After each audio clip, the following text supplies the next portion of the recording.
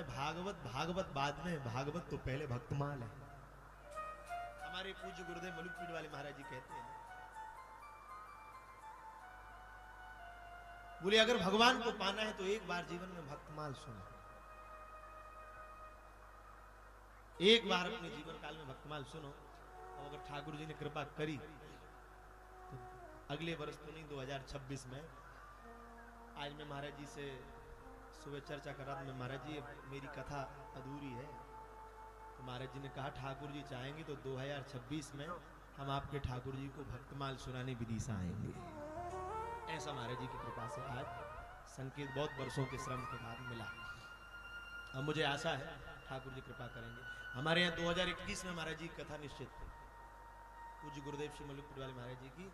सारे पत्रक बट गए थे, सब कुछ हो गया था, पर भगवान ने ऐसी लीला रची कि कोरोना आ गया।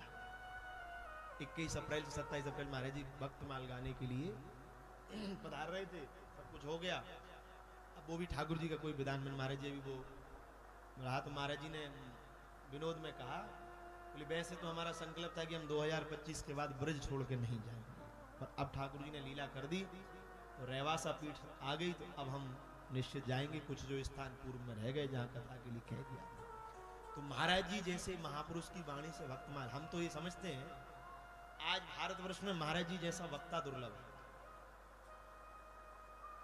महाराज जी की वाणी से, महाराज जी जैसे महापुरुष जब वाणी से भक्तमाल गाते हैं तो ऐसा लगता है मानो साक्षात से ठाकुर जी ही अपनी वाणी को निसृत कर रहे हैं।